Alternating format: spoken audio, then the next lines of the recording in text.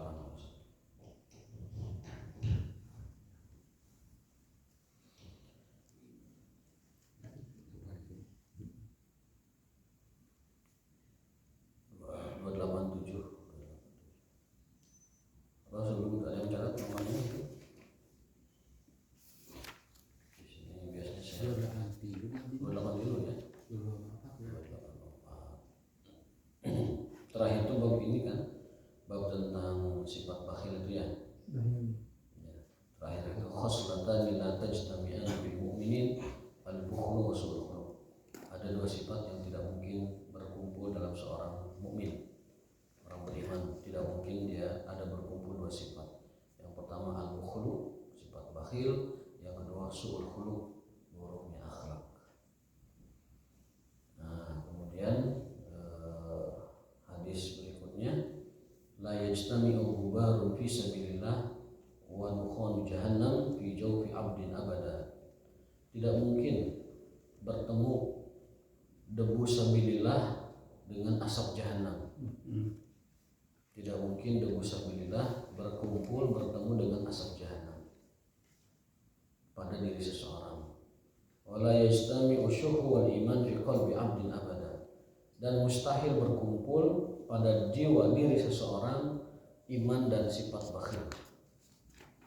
Jadi tidak mungkin ada pada diri orang beriman dua hal, iman, keimanan, dan sifat bakhil.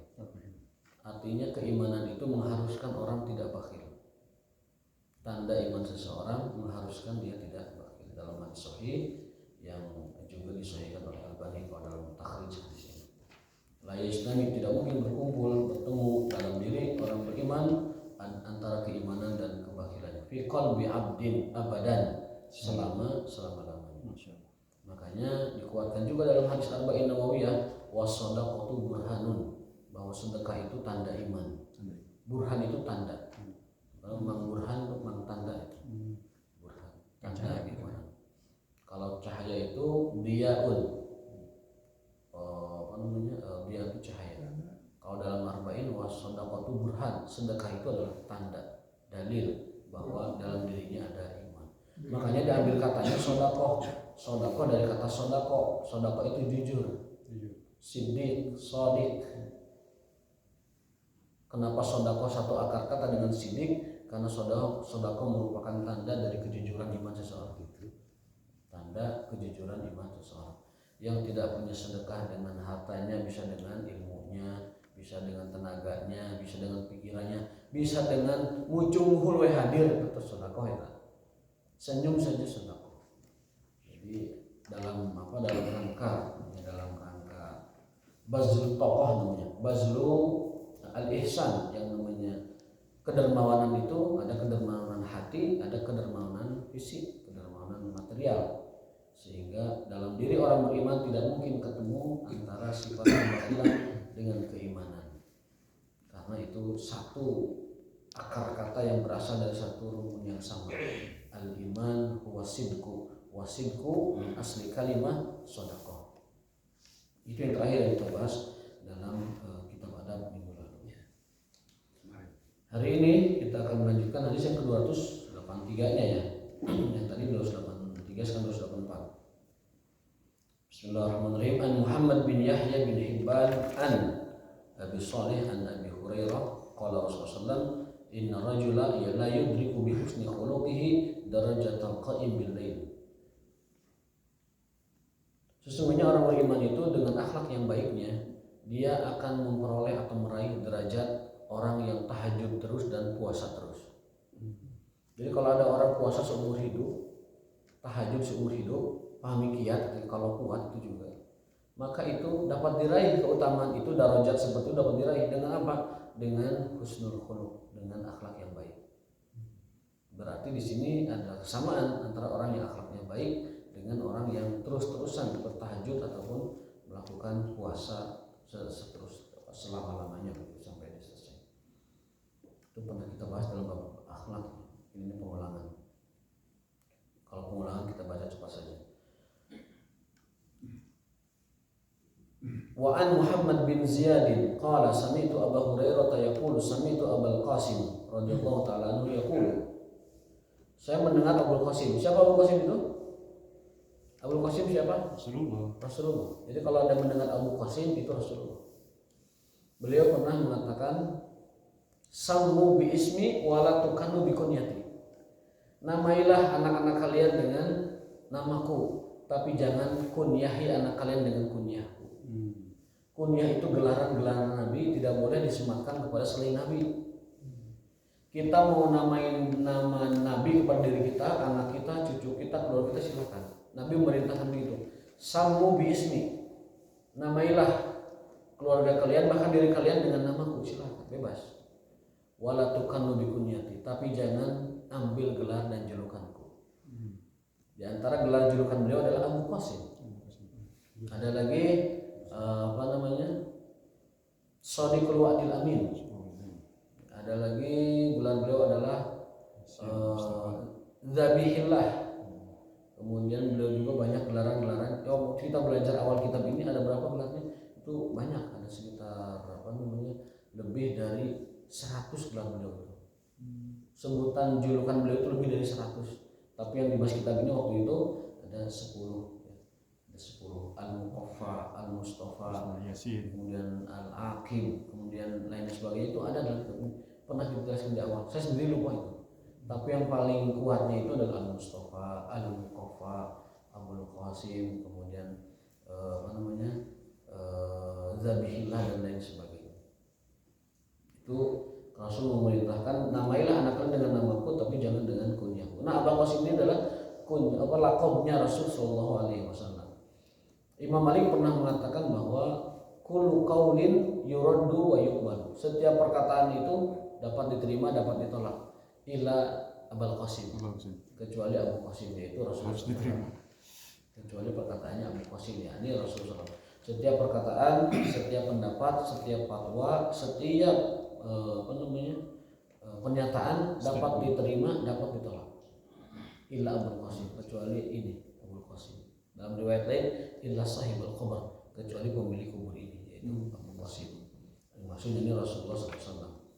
Yang lain itu dapat ditolak, dapat diterima. Sehebat apapun, sepintar apapun statementnya, itu dapat ditolak, dapat diterima. Illa Abu Qasim. Beliau mengatakan khairukum islaman ahasinukum akhlaqan idza faquhu. Sebaik-baik Islam seseorang itu adalah yang sebaik-baik akhlaknya. Sebaik-baik keislaman seseorang adalah orang yang paling baik akhlaknya. Ya. Khairukum islaman ahasinukum akhlaqan. Sebaik-baik keislaman seseorang yang paling baik. Idza faquhu, andaikan mereka mengerti. Nah, ini ada tasrif hadis tentang asar ya. Asar dari Sabit bin Ubaid qala ma ra'aitu ahadan ajalla idza jalasa ma'al qaum wala afqah fi baitihi min Zaid bin Sabit. Para sahabat itu meskipun ajal itu berwibawa, apa namanya, terlihat karisma berbawanya.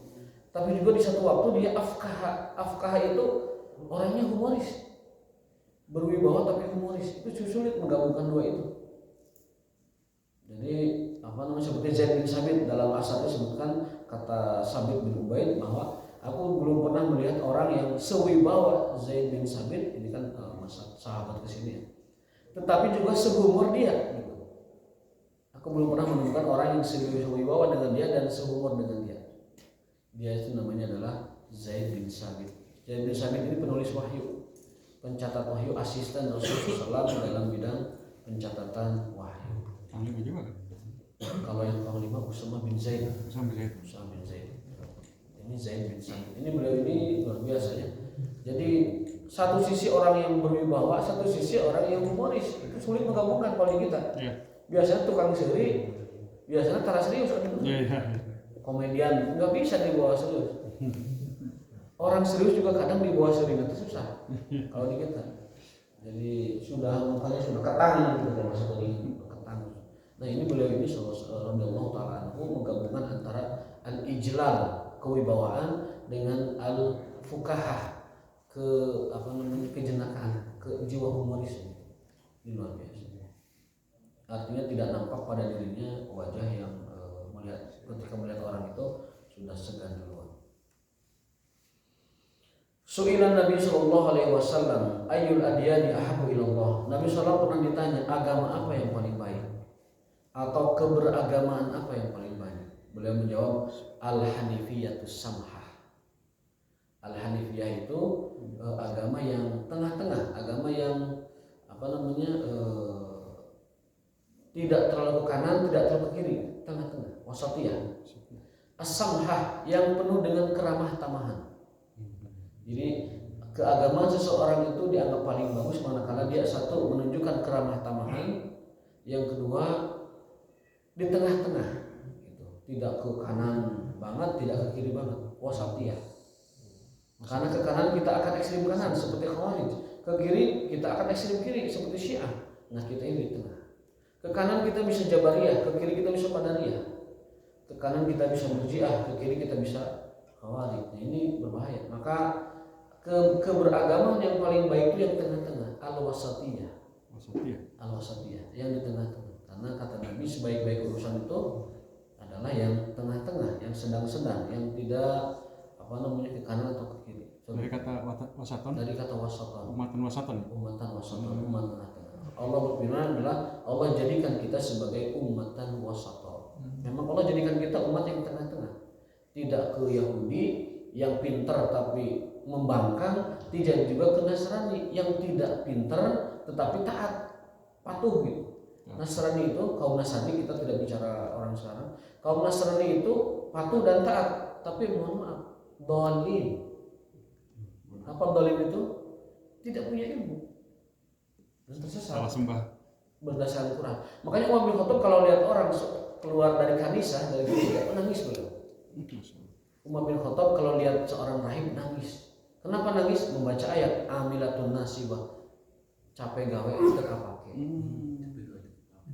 Capek gawe teka pake. Amilatun nasibah. Amilah itu banyak bekerja, capek. Nasibah, tapi hanya dapat telahnya saja. Capek gawe teka pake. Dalam riwayat Umar pernah menangis lihat seorang pendeta, karena dia tahu bahwa ini orang patuh dan taat, tapi itu nasibah, tidak dapat apa-apa. Kita di tengah-tengah. Allah menjadikan kita ummatan wasata, wa ja'alakum ummatan wasata. Allah telah menjadikan kalian, hai umat Islam, umat pertengahan. Tidak ke Yahudi yang pintar tapi ngelawan, bangkang, tidak ke Nasrani yang patuh tetapi tidak berilmu. Nah kita di tengah, patuhnya dengan ilmu dan juga nurutnya dengan ilmu. Makanya agama kita itu agama ilmu. Agama kita itu agama ilmu.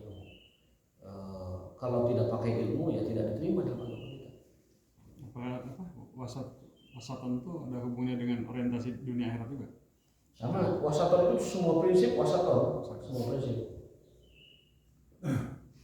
tentang dunia saja. Allah berfirman, wabtaghi fima ataqallahu darul akhirah wa la tansa nasibaka minad dunya. Siapkan akhiratmu tapi jangan lupain duniamu. Itu bahasa sederhananya begitu. Nah kita ingin orang sekarang ada yang miring kadang, benar-benar mikir akhirat, dunia sama sekali nggak disentuh. Akhirnya pas buang kabut tuh akhirnya minta juga. Ya kalau memang mau benar-benar zuhudil akhirah ya benar-benar zuhud, hanya Allah yang dia bergantung. meminta, tidak dalam bentuk apapun memintanya ya, halus loh. Tapi yang dianjurkan Quran itu adalah metode yang seimbang. Siapkan akhiratmu karena itu perjalanan yang lebih panjang. Dunia ini kan rihlatun qasirah, perjalanan yang singkat saja, hanya menyeberang.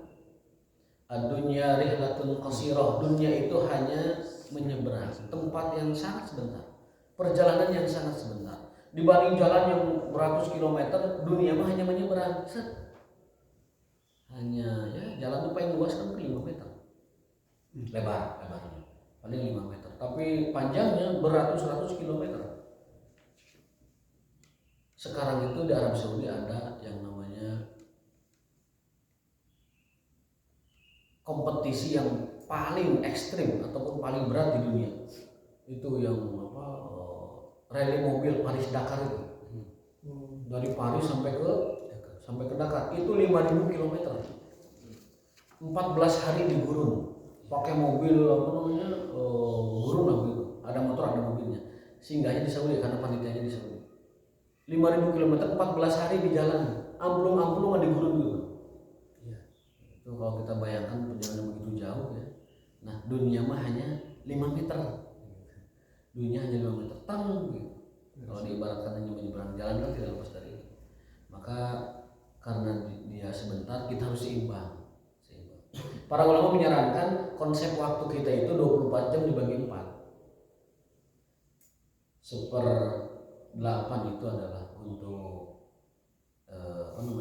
Allah Subhanahu wa taala, termasuk di dalamnya ilmu, kemudian sholat, tilawah, ibadah segala macam. 1/8-nya untuk istirahat kita, 1/8-nya untuk keluarga dan sosial kita, 1/8-nya untuk mencari nafkah dan sebagainya. Jadi pas 24 jam itu ideal. 8 jam. 6 jam dibagi 4 pokoknya itu konsepnya. Tapi kan kenyataannya kita tidak bisa membagi waktu 24 jam dengan konsep dibagi 4 itu secara proporsional. Karena buktinya untuk Allah saja kita sholat paling berapa? Paling setengah jam setiap kali sholat, kali 5 hanya 2,5 jam. Itu pun kalau memang dimisinya lama. Itu pun kalau zikir dan baca Qur'annya lama. Tapi rata-rata kan beda sholat 10 menit pergi. Jadi konsep dibagi 4 itu sulit sekarang. Thalabul ilmi juga sehari kita hanya sejam mungkin, ya kan? 1 jam. Dari 24 jam thalabul ilmi kita hanya sejam. Padahal porsi para ulama itu thalabul ilmi itu dengan ibadahnya adalah 6 jam dari 24 jam itu. Berarti kan kurang.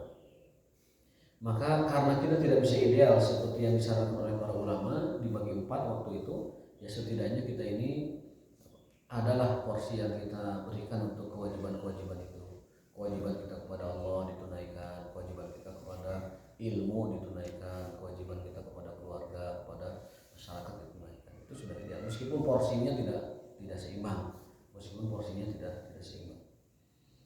Dan satu penting kita thalabul ilmi kan apa janji Rasul kepada orang yang thalabul ilmi 4. 1 sakinah, yang kedua rahmah, yang ketiga malaikah, yang keempat kitabah, zikrullah fi indih.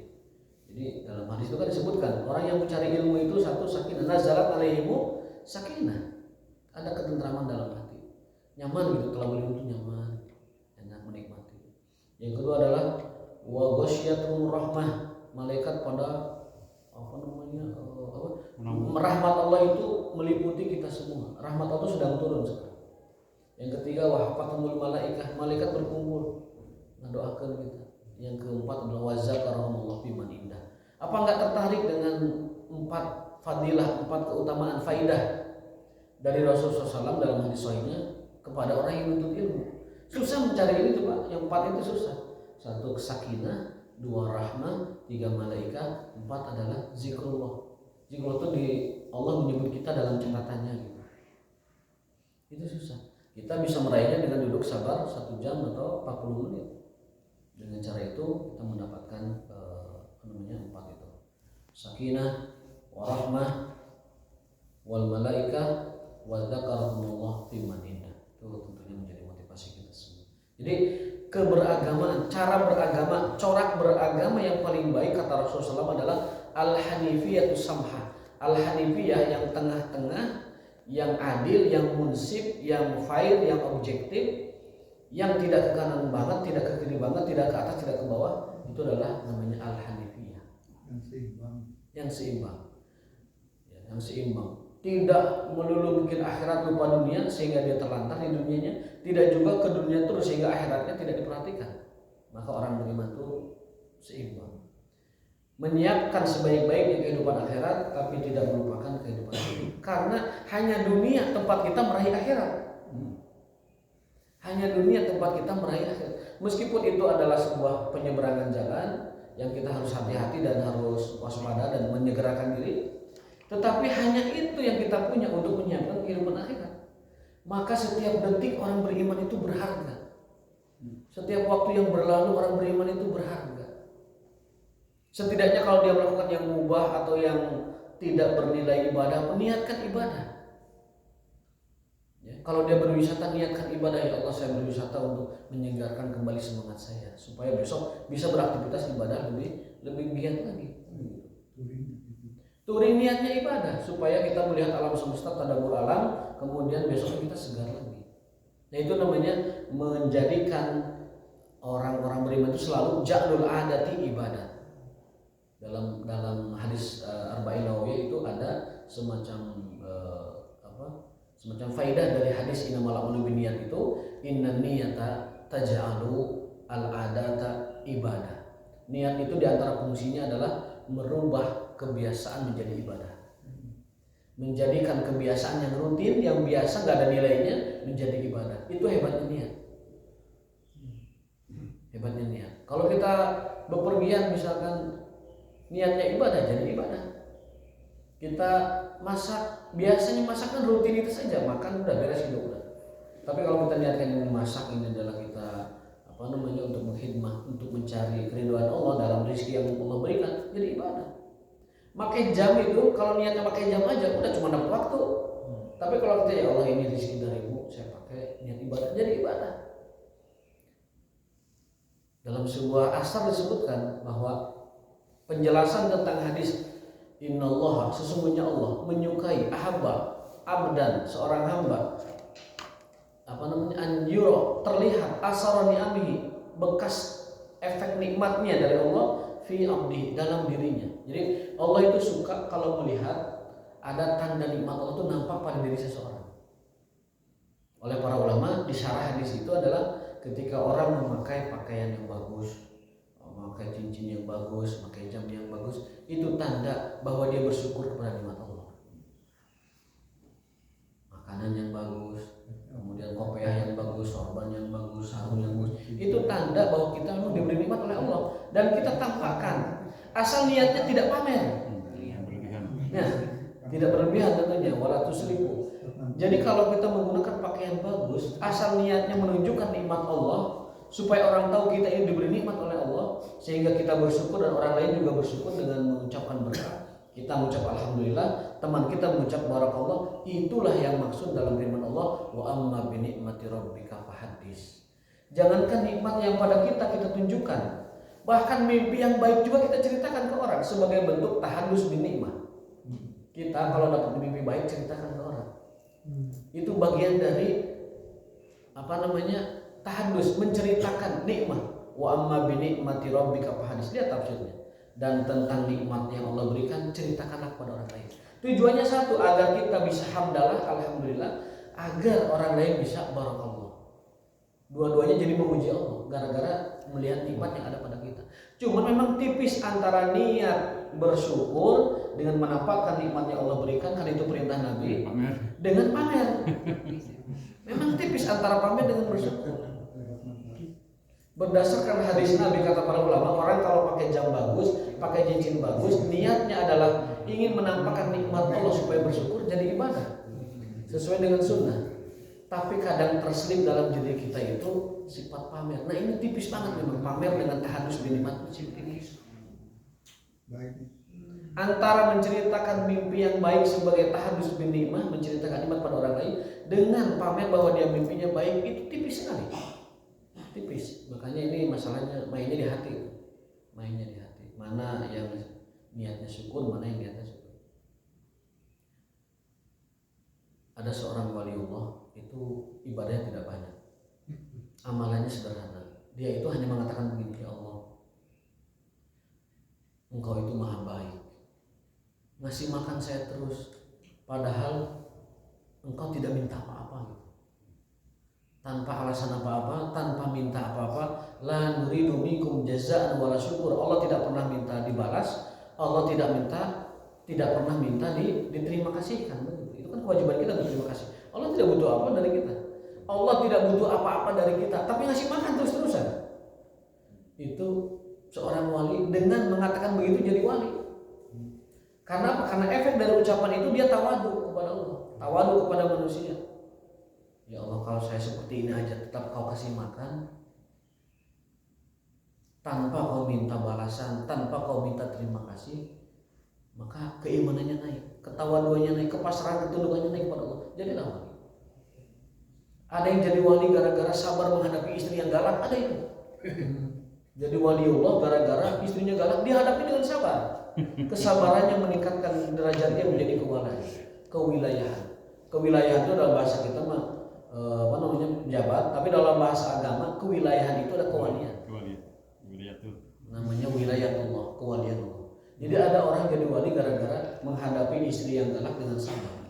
Ada yang menjadi wali gara-gara mengatakan, ya Allah, kau tidak pernah butuh apa-apa dariku, tapi kau tetap masih makan minum aku, masih rezeki kepadaku. Maka dia tawadu dan dia pada Allah jadi wali. Jadi jangan dianggap wali itu yang bisa hiber kemudian kekalayangan dina hawa lalu dina cai lumpang. Bukan itu tanda kewalian. Tanda kewalian itu tadi sifat seperti itu. Ari hiber mah da manuk leuwih jago. Mau jadi dina cai bebek lauk mah leuwih jago. Nah, jadi bukan itu tanda kewalian. Kalaupun ada karamah seperti itu, Allah berikan untuk menolong saat dia membutuhkan itu. Tapi bukan itu tanda kewaliannya, bukan itu tanda kewalian. Manuk ya bisa hiber. Tapi yang jadi tanda kewalian itu adalah tadi bagaimana sikapnya kepada Allah Subhanahu wa taala. Maka berbahagialah orang yang sabar menghadapi istri. Bisa jadi gara-gara itu jadi wali gitu. Menghadapi istri yang galak. Kalau dia istri yang galak, wah itu menjadi mungkin walinya wali kuadrat gitu ya. Lain sih Nah itu al-hanifiyah. Jadi cara beragama yang baik adalah yang tengah-tengah. As-samha, yang ramah tamah. Samha itu ramah tamah. Samha ay al-unsu. Al-unsu ay al-anisu. Al-anisu yakni keramah tamahan. Samha. Jadi samah itu sudah di bahasa Sunda, somea, sama, somea. Samha bahasa Arabnya, somea bahasa Sundanya. Jadi agama yang paling baik dalam diri seseorang, keberagaman yang paling baik adalah yang somea. Dari bahasa Arab kata samha. Ceria gitu, beragama itu senang, ceria gitu. Tidak, mukanya tidak ditekuk, mukanya tidak busuk melihat orang. Aya nu ka masjid tapi nepuk wae. Ningali batur teh tidak pernah senyum. Ningali batur teh ahli bidah wae sematana. Sebelum agama dia orangnya kasar. Setelah beragama harusnya jadi lembut. Terbalik ya. Ada yang terbalik. Ketika sebelum agama dia sopan, ramah, baik sama ustaz juga baik gitu kan. Kemudian ini kejadian mudah sendiri. Ramah, cium tangan, dia takrim dan ikram gitu. Setelah dia belajar agama, malah nuduh ustaznya, ustaz sesat gitu. Ustaz sesat, kemudian kita dikatakan bukan orang-orang beriman. Ada yang begitu. Itu kejadian. Kita panggil, keluarkan. Kalau kamu masih begini, keluar aja. Masa ustaz saja mengajari kamu fa'ala yaf'alu fa'lan wa maf'alan wa huwa fa'ilun, pulang-pulang dari luar negeri kamu mengkafirkan ustaz begitu.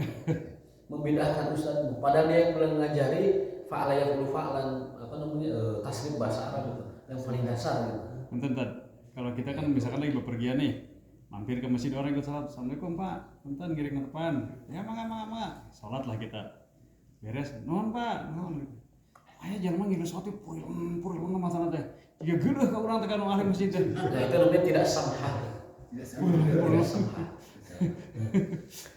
Islam, iman, tapi tidak samha. Padahal samha itu adalah kriteria keagamaan yang paling baik menurut Rasulullah SAW. Ayyul adiyani ahad. Keberagaman, cara beragama apa yang paling dicintai Allah? Ilallah ta'ala. Qala Rasulullah SAW al-hanifiyatu samha. Yang tengah-tengah dan yang ramah tamah. Jadi keramah tamahan, kesomehan itu bagian dari baik tidaknya keagamaan seseorang. Ini perlu diterapkan dalam kehidupan kita. Al-Hanifiyah itu as-Samha.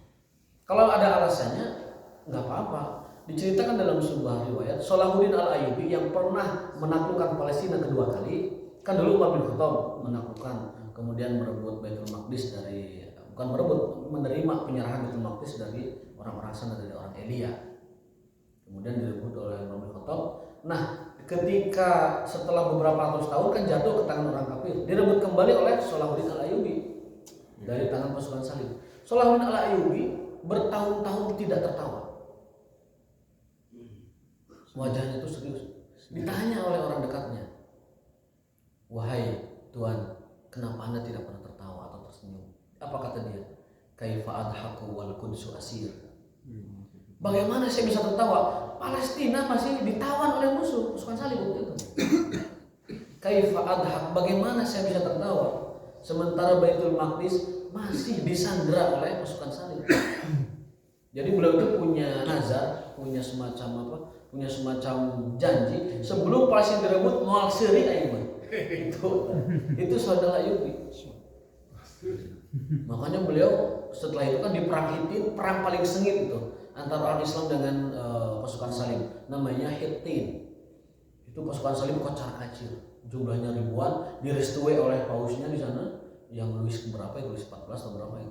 Pasukan Salim datang dengan mungkin hampir jutaan pasukannya itu, digempur habis oleh Salahuddin Al-Ayyubi dalam peperangan besar yang sengit namanya Ma'arakatul Hittin. Makanya orang Palestina kalau sekarang meyel-yel itu suka mengingatkan itu, ya Hittin, maksudnya adalah ingat kalian perang Hittin gitu. Ketika Al-Ayyubi datang membawa pasukannya mengalahkan pasukan Salim dan merebut kembali Palestina sampai akhir pemerintahan Ottoman di tahun 1947-an, sebelum Camp David itu, sebelum Balfour. Itu saudara Ayyubi, dia punya janji, punya nazar memang dalam hidupnya sebelum Baitul Maqdis direbut kembali oleh kaum muslimin, mual siri itu makan nazar seorang panglima, seorang sultan, wajar. Itu kan dia punya maksud, punya tujuan.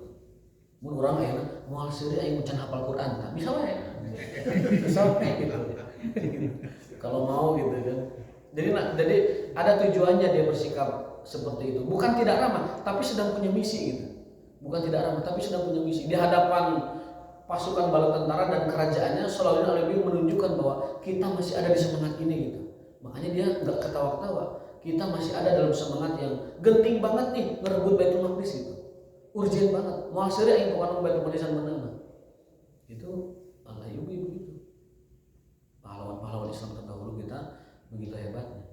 Itu penaklukan Baitul Maqdis yang kedua oleh Al-Ayyubi. Setelah sebelumnya yang pertama oleh Umar bin Khattab radhiyallahu taala dengan keimanan dan ketawaduan mereka. Itu ceritanya lumayan panjang kalau Umar bin Khattab tentang penaklukannya itu ya.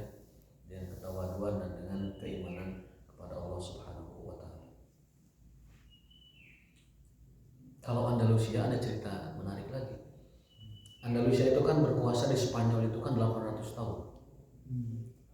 Itu bangsa Eropa itu saat itu yang saya pernah baca, peradaban yang sangat tertinggal, Dark Age, the Dark Age, masa gelap Eropa itu. Masih gelap, orang masih tinggal tidur dengan hewannya. Orang masih tinggal dengan tanah yang becek, rumah yang yang buruk, kesehatan juga buruk. Eropa itu zaman itu masa kegelapan, tidak kenal peradaban. Sampai akhirnya Islam berdiri di Spanyol 800 tahun. Namanya Daulatul Andalusia, pemerintahan Andalusia. Bangsa Eropa di masa itu tidak kenal namanya mandi. 1 tahun itu mandi paling 2 kali, paling 1 kali. Ratu Isabella itu mandi sekali dalam hidupnya. Kenal mandi itu dari orang Islam. Orang Islam kan Jumatan mandi, junub mandi, haid mandi, nifas mandi, kemudian apa lagi? Masuk Islam mandi itu semuanya itu. Bahkan anjurannya kalau kata Nabi, kalau tidak memberatkan, sikat gigi itu tiap mau sholat 5 kali. Dan idealnya kita ini mandi juga 5 kali, seperti orang punya sungai di depan rumah, mandi sholat, mandi 5 kali sehari. Idealnya kita ini punya sungai di depan, kemudian kita setiap mau sholat mandi. Hadis itu. Mau ngojai, mau berenang, supaya kita sholat ini tidak tersisa daging sedikit pun dalam sholat. Tapi kan kita sulit punya sungai juga enggak, kemudian juga cai juga boros kalau kita mandi terus, kemudian juga horeama ada kata dulu. Ya minimal supaya Sungai bukan kolam. Ya sungai. Hadisnya gitu. Orang yang setiap kali sholat mandi, wudhu itu bagaikan orang yang punya kolam di depan rumahnya, punya sungai ngalir, dia mandi terus 5 kali sehari. Itu kata Rasul, apakah kalau orang mandi 5 kali akan ada daki? Tidak ada bersih. Itu tandanya cita-cita dan khayalan mah kesana gitu. Kita punya rumah di depannya ada sungai ngalir, kita mandi tiap mau sholat gitu kan. Perumpamaan Nabi tentunya itu keinginan kan begitu kan, keinginan. Artinya ada pesan di dalamnya bahwa kalau bisa mah mandi tiap kali sholat kalau bisa. Tapi kan memberatkan. Sikat gigi juga tiap kali sholat tapi memberatkan. Nah, Rasul itu kalau tidak memberatkan umatku, aku perintahkan sikat gigi setiap kali sholat, tapi kan berat. Udah cukup beberapa kali saja. Nah, bangsa Eropa itu tadinya masa kegelapan, nggak kenal mandi. Para raja, para ratu itu sampai saking bau badannya itu, parfum yang diandalkan tuh blok supaya tidak kenal, supaya tidak dicium baunya oleh orang. mandi itu parfum aja. Para mandi tahunan, 1 tahun sekali. Disebutkan Ratu Isabella itu dari apa namanya Spanyol, bangsa Feringi itu cuma 2 kali dalam hidupnya mandinya. Kenal mandi dari orang Muslim mah segala mandi. Nah itu ketika Andalusia masa akhirnya habis 800 tahun berdiri jaya di Eropa, makanya ada nama Granada, Cordoba, Tulaitila, Sevilla, ada satu lagi, itu nama-nama Islam dulunya tuh. Makanya ada Imam Qurtubi dari Cordoba, ada imam yang lain dari Cordoba itu termasuk Syarah Bukhari yang sering kita kaji syarahnya itu Imam Al-Andalusi, orang sana, Andalusia orang Spanyol. Nah kehancurannya itu Ratu Isabella dengan Raja Ferdinand memantau 3 tahun sebelum ditaklukkan Andalusia itu. Ngirim mata-mata pertama, kemudian dapat laporan gimana Andalusia, siap nggak diserang? Pas nggak diserang, kata mata-mata jangan. Saya mendengar para pemudanya itu ngobrolnya itu, hari ini saya akan menamatkan sekian hafalan Quran. Nanti malam saya akan menamatkan tahajud yang kemarin belum sempat saya khatamkan bacaannya. Pembicaranya itu selalu agama. Apa kata Raja Ferdinand? Raja Ferdinand itu yang memimpin penaklukan Spanyol, yang mengusir orang Islam. Mau bisa? Can waktuna. Baik deh. Kemudian setahun berikutnya diutus lagi mata-mata disebar ke kafe-kafe, ke tempat orang-orang Muslim nongkrong.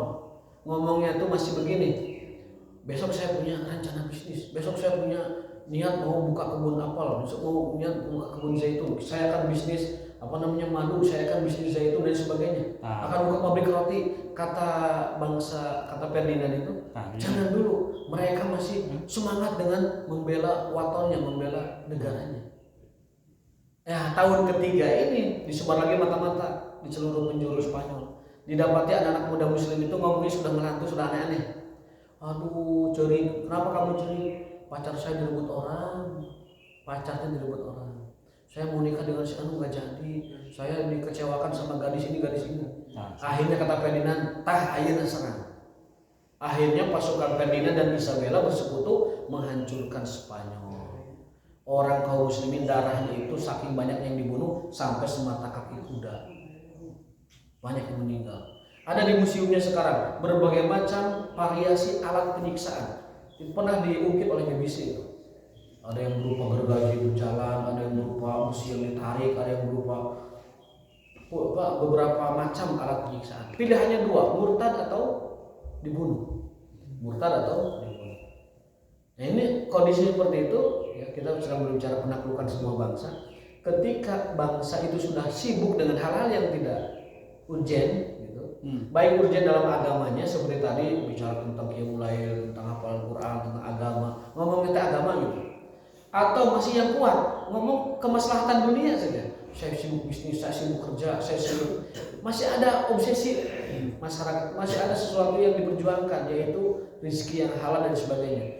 Masih mending. Tapi kalau yang ketiga ini sudah sibuk dengan hal-hal yang tidak urgen, nangis karena direbut pacar, kemudian frustasi karena pacarnya pindah ke lain hati. Kata Ratu Ferdinand dan Ratu Isabella, nasihat rebut bola, sepak bola juga main namanya.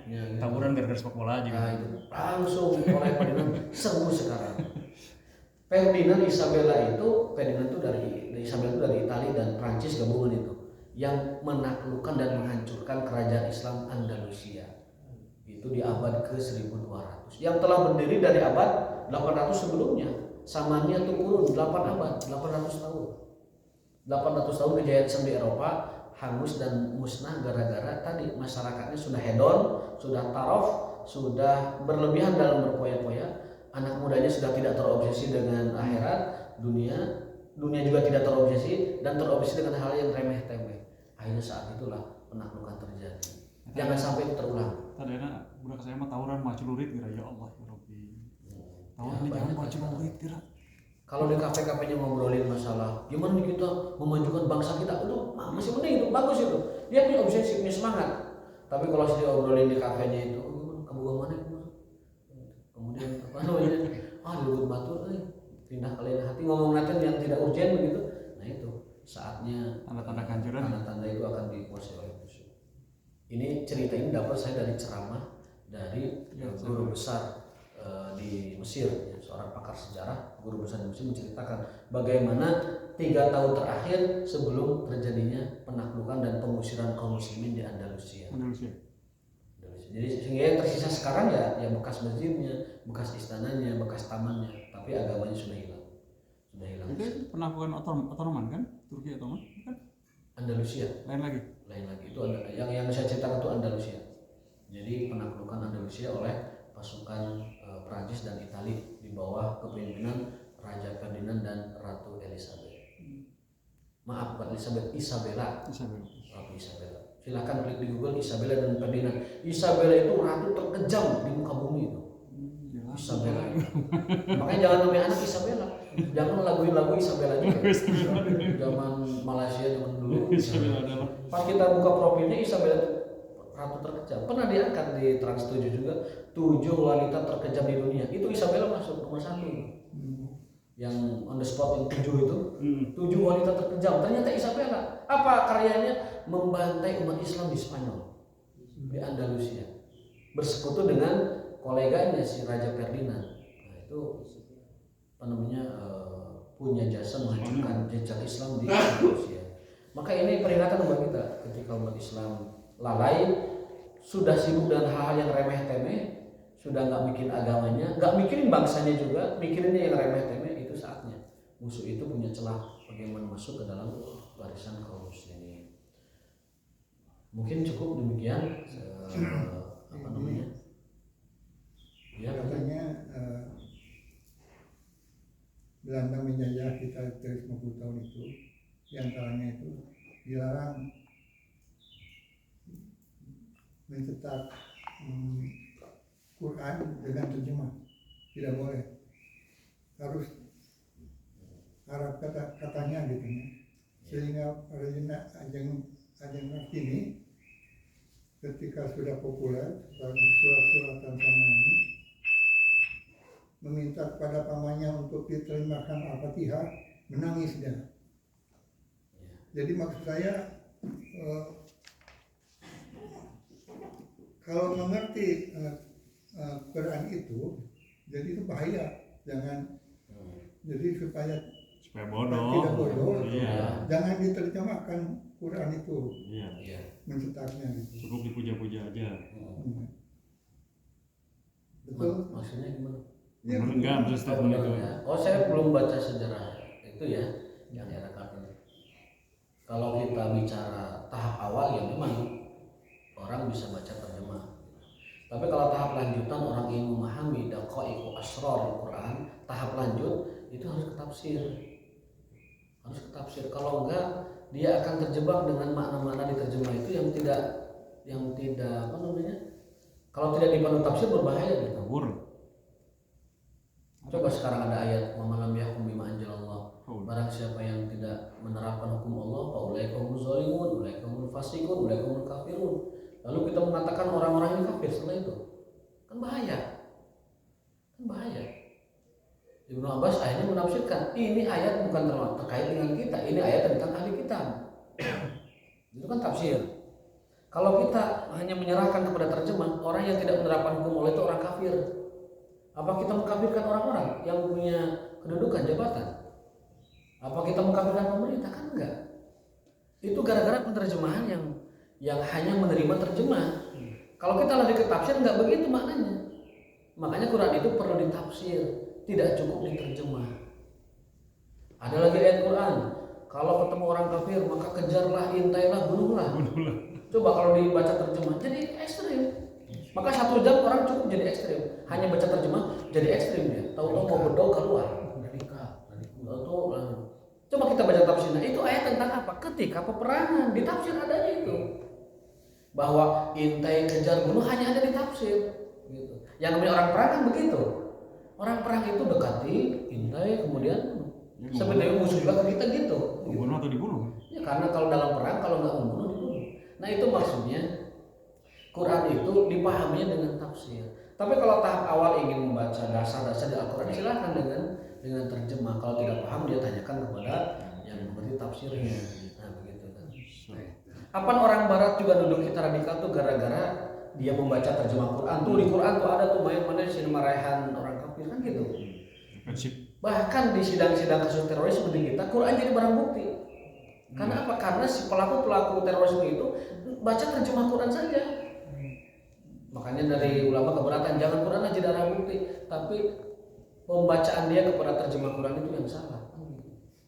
Nah ini maksud saya sering-sering saya ulangi bahwa kalau kita ingin mempelajari Quran secara dalam, mengenal hikmahnya, menggali hikmahnya, itu dari tafsir, tidak cukup dengan terjemah. Tapi kalau dasar hanya untuk awal-awal membaca pengertian dari qul huwallahu Allahu samad lam yalid walam yulad contohnya supaya orang kita bisa boleh-boleh saja silakan. Ini sekali lagi perlu pendalaman. Wa ta'ala bisawab, wa ta'ala murad, wa taufiq wa billah. Wassalamualaikum warahmatullahi wabarakatuh.